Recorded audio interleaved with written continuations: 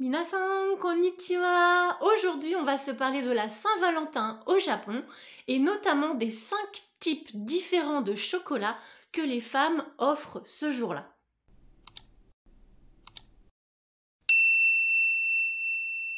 Bonjour, je suis Santillane, professeure et formatrice de japonais. Bienvenue sur ma chaîne pour apprendre le japonais et découvrir la culture japonaise. La Saint-Valentin au Japon est vraiment un événement incontournable. Tout d'abord, il faut que tu comprennes comment ça se passe parce que c'est très différent de chez nous. Les acteurs principaux de cette fête sont d'abord les femmes et ensuite les pâtissiers chocolatiers. Je t'explique pourquoi.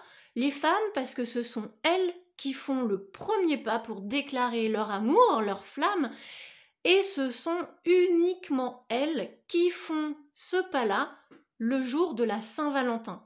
Les hommes, eux, auront une autre date pour déclarer leur amour, ce n'est pas le jour de la Saint-Valentin. Alors, tu l'as compris, ce sont les femmes qui font le premier pas et elles achètent, en priorité des chocolats ou des gâteaux, ce qui bénéficie donc à toutes les enseignes de chocolaterie et de pâtisserie du pays. Les femmes offrent, je te l'ai dit, 5 types de chocolat différents. On va voir le premier type de chocolat. En premier, il y a le Honme Choco. Honme Choco. Honme Choco, c'est le cadeau que l'on offre à son amoureux, son amoureuse. Honme, ça veut dire la destinée, le véritable amour, la véritable destinée. Et le Honme Choco, le chocolat de la véritable destinée, est donc évidemment destiné à son amour, à celui à qui on veut déclarer sa flamme. Ça, c'est le Honme Choco. Pour ces Honme Choco, on casse la tirelire pour dire à son amoureux, son amoureuse, combien on l'aime, et du coup c'est pour eux que l'on achète les plus beaux chocolats, les chocolats les plus rares, par exemple sur des séries limitées, et qu'on va en pâtisserie-chocolaterie, plutôt d'une bonne marque, évidemment, de marque reconnue, de bonne réputation, pour lui offrir quelque chose qui montrera à quel point on l'aime. Ça, ce sont les Honme Choco. Mais il y a bien d'autres personnes à qui l'on offre des chocolats ou des pâtisseries pour... Bah oui, c'est vrai ça. Pourquoi? Parce que quand même, c'est la Saint-Valentin ce jour-là. Alors, si on offre déjà des cadeaux et des pâtisseries à notre amoureux, notre amoureuse, bah les autres cadeaux, c'est pour qui? Eh bien, en fait, la Saint-Valentin est bien plus large qu'on ne l'imagine et on ne fête pas que les amoureux ce jour-là. Ce jour-là, on offre, par exemple, ce sont nos deuxième type de chocolat, des giri choco. Les giri choco, giri ça veut dire obligation, le devoir, l'obligation. Giri choco, ce sont donc les chocolats que l'on offre par obligation. Ces types de chocolat, les giri choco, on va les offrir par exemple à nos collègues de travail, à notre patron, à notre chef.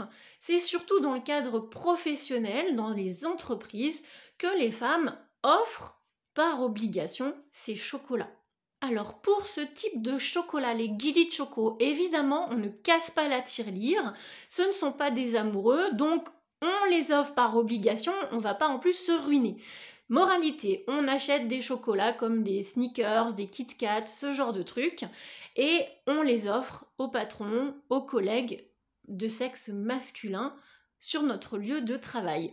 Parfois, pour éviter aussi de dépenser trop d'argent, on peut se réunir à plusieurs filles de collègues féminines et ensemble, on va acheter des chocolats que l'on offrira donc ensemble à nos collègues autour masculins. Ça, c'était donc les giri choco. Il y a une troisième sorte de chocolat que les femmes offrent pour la Saint-Valentin, toujours pas pour des amoureux, cette fois pas tout à fait par obligation. Ça, ce sont les sewa choco. Sewa, ce sont les soins. Sewa choco, on pourrait traduire ça par les chocolats de bons soins. En fait, ce sont des chocolats qui permettent d'entretenir de bonnes relations sociales. Donc, on va les offrir, par exemple, à nos voisins, à des personnes qui viendraient intervenir chez nous, comme par exemple un jardinier qui s'occuperait du jardin.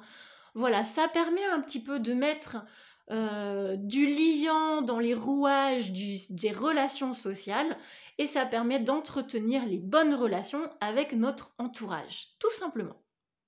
Alors, la quatrième sorte de chocolat dont je voulais te parler aujourd'hui s'appelle les Tomo Choco. Tomo, ça vient de Tomodachi, ami, donc Tomo Choco, ce sont les chocolats de l'amitié. Donc je vais acheter ou préparer moi-même des chocolats, des pâtisseries, des petites douceurs et je vais les offrir à mes amis. Voilà, c'est vraiment un sens féminin puisque c'est le moment où du coup on célèbre l'amitié. Ce n'est pas de l'amour, c'est bien des chocolats pour entretenir la relation amicale et tout simplement faire plaisir. Alors les Tomo Choco sont des chocolats que l'on peut offrir en tant que femme, mais en fait, évidemment, en tant que jeune fille ou en tant que fille, tout simplement, on peut offrir déjà ces chocolats à nos copines. Donc ça arrive par exemple que des collégiennes, que des lycéennes offrent ça à leurs copines de classe. Voilà, c'est tout à fait normal, c'est la culture japonaise, on célèbre l'amitié grâce au Tomo Choco. Et donc les derniers chocolats dont je voulais te parler au sujet de la Saint-Valentin, ce sont les Gohobi Choco. Gohobi, ça veut dire la récompense, le mérite, la récompense. Gohobi Choco, ce sont donc des chocolats que je m'offre à moi-même pour me récompenser du travail que j'ai fourni pendant toute l'année. Parce qu'en fait, je l'ai bien mérité, parce que je le vaux bien, je me fais plaisir. Donc ça, ce sont les Gohobi Choco. On se donne une raison, enfin quelque part un peu une excuse pour s'acheter de bons chocolats. En général, on en profite pour trouver des chocolats de série limitée, des pâtissiers, pour goûter des nouveautés, bref, pour se faire ce petit plaisir perso. Les Gohobi Choco, on se donne du coup l'excuse d'une récompense, mais dans la même logique, on a les Jibun Choco. Jibun Choco, Jibun c'est soi-même. Jibun Choco, ce sont les chocolats que l'on s'offre à soi-même. Là, attention, il y a une petite différence avec les Gohobi Choco.